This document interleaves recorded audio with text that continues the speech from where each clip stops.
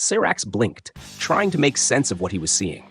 He was standing in a hazy, undefined space, with shapes and structures that seemed to stretch into infinity, yet had no clear form.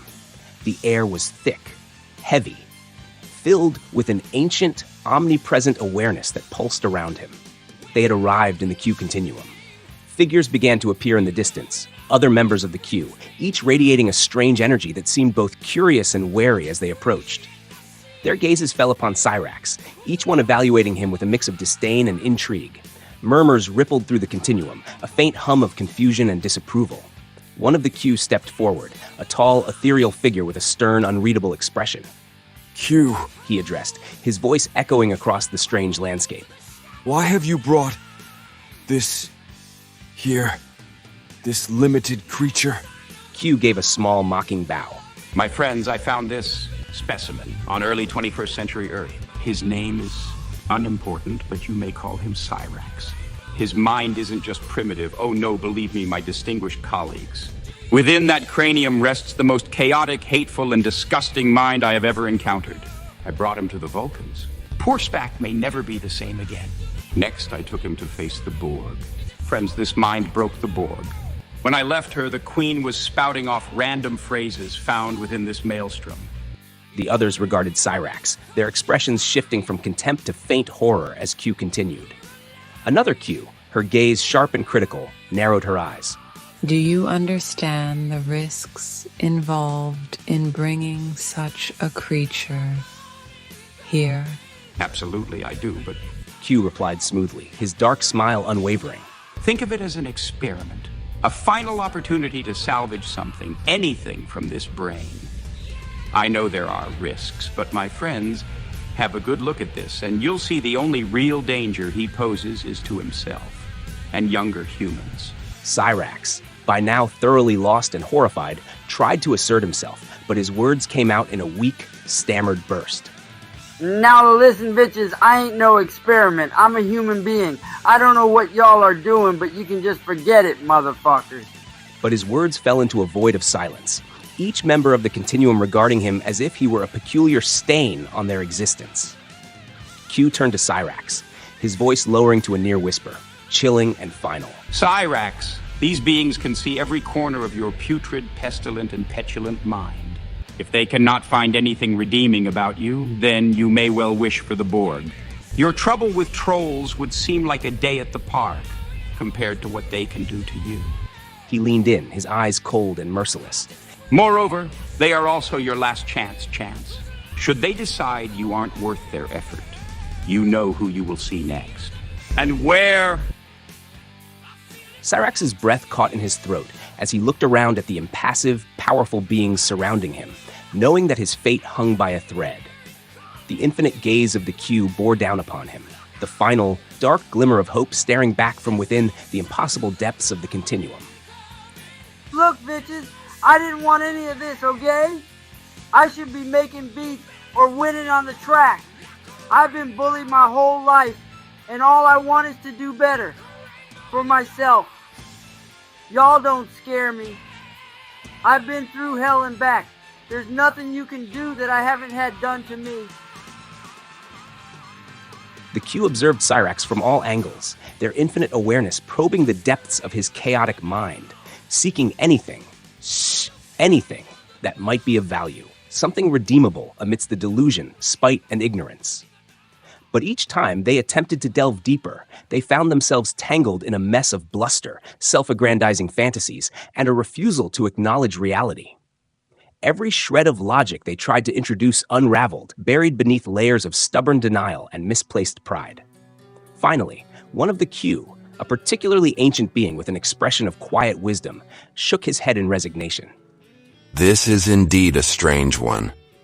While it could be said that he has nothing but a void in his mind, and empty one at that, at the same time, it is full of the worst kind of refuse we see in beings like this.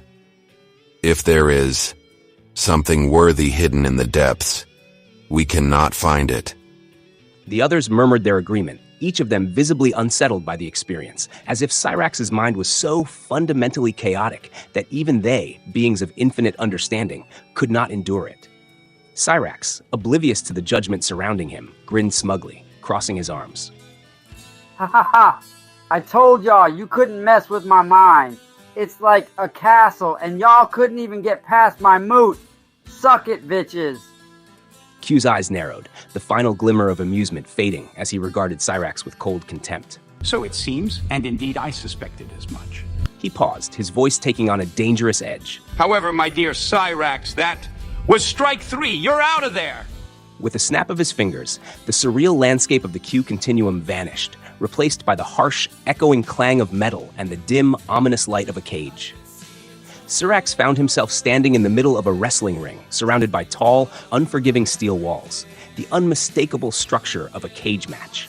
In the opposite corner stood Macho Man Randy Savage, his expression a twisted mix of glee and fury, cracking his knuckles in anticipation. Oh, yeah. I told you you'd screw this up, didn't I? You little piece of shit. The roar of a distant, invisible crowd echoed through the arena, the energy thick with bloodlust and anticipation. Q appeared beside the ring, folding his arms as he looked down at Cyraxx, his smile dark and satisfied. Welcome to your final chance, Cyraxx. I was just going to let Randy beat you like a punching bag. But then I thought, why not give you one final opportunity to prove yourself? I couldn't help noticing that you fancy yourself as some kind of, shall we say, badass. If you can beat Macho Man, the universe may yet have use for you. Good luck, you'll need all of it. Cyraxx gulped, his bravado slipping as he looked across the ring at Randy, who was practically vibrating with the desire to crush him. But he managed a shaky grin, trying to keep his voice steady. Ha! I can take him. Wrestling ain't fighting, and I'm a street fighter. I trashed everyone you put in front of me. I'll wreck him too. Randy's growl cut him off, his voice booming. Ooh, enough talk, boy. Time to put your brain where it belongs, up your ass. The bell rang, and Randy charged forward, fists raised, his expression a blend of excitement and menace. Cyraxx stumbled back, barely able to keep his footing, his confidence disintegrating as he realized that, this time, he had nowhere left to run, nowhere left to hide. The cage match had begun, and he was utterly, hopelessly alone. Mom, I'm scared. The match began with a relentless force, as Macho Man Randy Savage charged at Cyraxx, fists pounding into him with powerful blows. Each hit echoed through the cage, sending Cyraxx stumbling, gasping, and pleading. But Randy's gaze showed no mercy. He'd been waiting for this moment, and every punch was fueled by pent-up disgust and frustration. Above the ring, in the seats around the cage, Q sat back, a tub of popcorn in his lap, surrounded by other members of the Q continuum, each of them watching with morbid curiosity. Q threw a piece of popcorn casually, chatting with his peers as Cyraxx took another brutal hit, his face swelling with each impact. Randy grabbed Cyraxx and flung him across the ring, sending him crashing into the cage wall. Cyraxx slumped down, battered and dazed, desperately crawling to his feet, only to look up at Q with desperation in his eyes. Q! Q! He cried out, fear and confusion in his voice.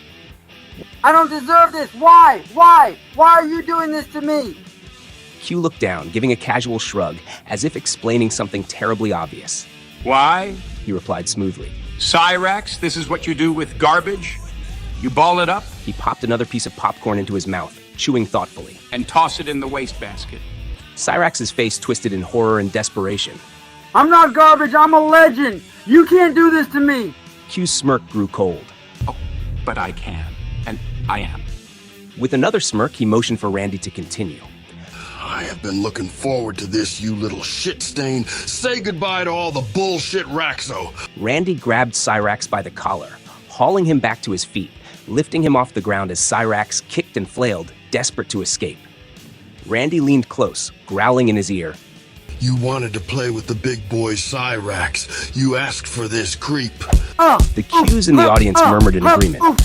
Some chuckling, others shaking their heads as they watched Cyraxx take hit after hit. With each blow, Cyraxx's resistance faded, replaced by the grim realization that he was alone, judged, and paying the final price for his choices.